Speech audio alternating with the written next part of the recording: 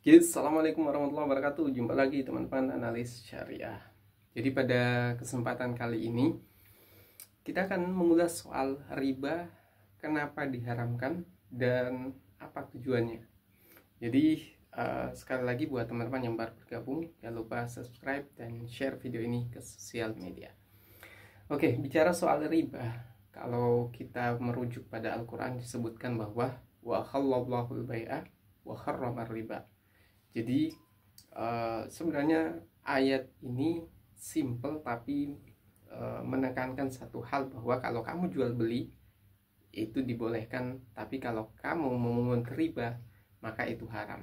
Nah, yang jadi persoalan sebenarnya definisi riba yang banyak dipahami orang itu berbeda-beda. Tapi perlu kita tegaskan bahwa tidak semua penambahan itu riba. Jadi kita dalam kitab Ahkamul Ahkam, jadi itu disebutkan bahwa riba itu kullu ziyadatin lam yu'awid laha al-aud. Jadi riba itu segala bentuk penambahan yang tidak ada transaksi penggantinya. Nah, transaksi pengganti ini yang jadi mungkin masih banyak yang belum memahami. Jadi ketika misalnya kita meminjamkan kepada orang lain uang dengan tujuan si peminjam adalah untuk berbisnis, misal membeli mesin untuk alat untuk bekerja atau melakukan usaha, maka ketika dia meminjam misalnya 1 juta untuk membeli mesin, lalu kita yang mengambil alih dengan membeli mesin itu dari produsennya langsung, kemudian menjual kepada si pembeli atau si peminjam dengan menambahkan harganya, maka itu bukan riba.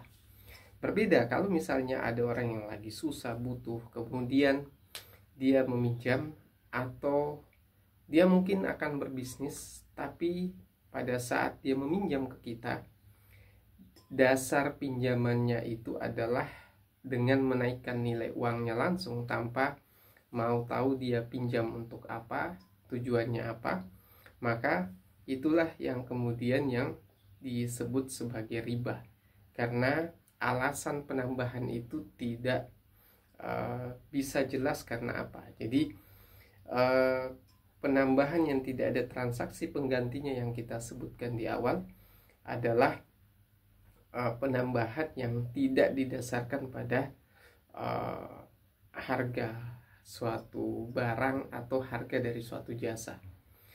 Lalu kenapa ini jadi masalah dan kemudian dianggap riba? Karena jadi sederhana teman-teman. Jadi konsep dasar riba itu dalam Islam itu sebenarnya tujuannya juga kembali kepada manusia itu sendiri.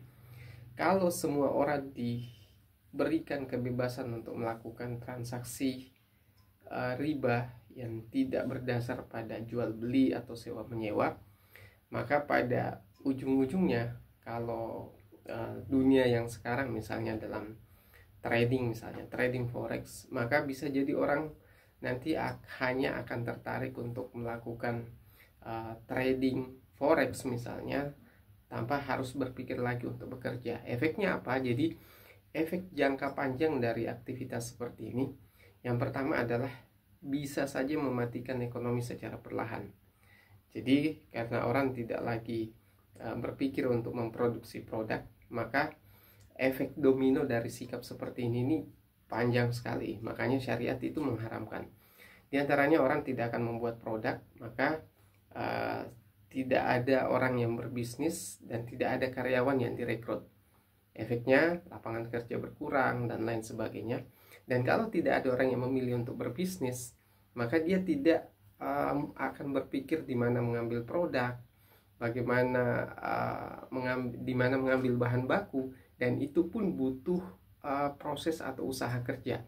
Nah, proses usaha kerja yang saling berkaitan ketika seseorang membangun bisnis inilah yang menghidupkan perekonomian itu. Makanya Al-Quran sendiri, dan kita yakin bahwa tujuannya memang diharamkannya riba adalah agar manusia itu bisa bergerak, beraktivitas sebagaimana seharusnya. Karena kalau riba yang dihalalkan, maka pergerakan itu kemudian akan berkurang, ruang lingkup mencari nafkah dari tiap orang juga akan semakin sempit. Yang mau bekerja di produsen barang itu akhirnya berkurang karena orang lebih mementingkan transaksi riba. Kemudian yang mau menyediakan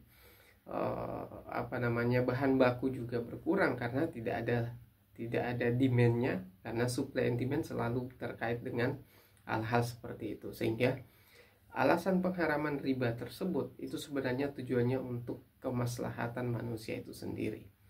Jadi selain itu teman-teman, kenapa riba diharamkan? Contoh sederhana pada antara forex dan saham. Sebagian mengharamkan, tapi secara umum itu sebenarnya mutlak mengharamkan trading forex itu kalau tujuannya bukan untuk jaga-jaga, misal untuk status sebuah perusahaan, dia tujuannya untuk jaga-jaga saja, untuk lindung nilai saja, itu dibolehkan. Dan saya itu sepakat yang seperti itu, karena tradingnya itu bukan lagi untuk memanfaatkan naik turunnya harga lalu kemudian mengambil keuntungan di situ, kemudian itu diulang terus-terus. Nah, itu efeknya yang sudah kita jelaskan tadi, bahwa perekonomian atau sistem perekonomian suatu negara itu bisa saja perlahan-perlahan lumpuh kalau banyak orang yang berpikir bahwa menghasilkan hanya dengan naik turunnya harga. Lalu apa bedanya dengan saham? Jadi perlu teman-teman ketahui, kalau saham, trading di saham itu kita trading bukan mata uang, tapi nilai dari satu surat berharga. Lalu kenapa ini boleh dan forex tidak? Alasannya jelas sekali. Kalau saham itu adalah surat berharga yang itu dijalankan dengan bisnis real, yang kalau semakin banyak orang yang tertarik dengan sahamnya, kemudian harganya naik, valuasi perusahaan juga naik, lalu kemudian perusahaan juga bisa semakin berkembang dengan misalnya membuat saham baru sehingga ada pemasukan dana lagi, lalu kemudian dana itu diputar, itu akan melibatkan banyak orang dalam aktivitas ekonominya. Nah, inilah sebenarnya kenapa jual beli itu dihalalkan, karena efek domino dari jual beli itu bisa menyebabkan aktivitas manusia itu bisa saling terkait karena saling membutuhkan. Jadi si A memproduksi, kemudian si penyedia bahan baku juga menyediakan, yang masing-masing merekrut orang untuk bekerja. Nah, disitulah aktivitas perekonomian itu berjalan, dan maqasidus syariahnya juga dapat berbeda dengan forex. Kalau semua orang trading forex, maka bisa saja perekonomian itu lambat laun akan turun aktivitasnya, dan itu pada dasarnya secara tanda kutip bisa membahayakan kehidupan manusia itu sendiri. Belum lagi riba itu bisa menyebabkan penindasan kepada orang-orang yang tidak butuh, orang-orang yang statusnya lemah dalam perekonomian mereka, sehingga mereka bisa ditindas dengan riba yang berlipat ganda. Lalu sebenarnya banyak sekali penjelasan-penjelasan soal ini yang bisa kita jelaskan teman-teman, tapi secara umum definisi riba dan tujuannya itu jelas untuk kemaslahatan manusia agar perekonomian itu bisa berjalan dan tiap individu yang saling membutuhkan itu bisa berinteraksi, sehingga perekonomian dan peradaban manusia itu bisa berjalan. Nah, sebenarnya sesederhana itu alasan kenapa riba dibolehkan dan jual beli kenapa riba diharamkan dan jual beli dibolehkan.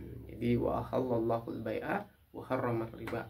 Allah menghalalkan jual beli dan mengharamkan riba.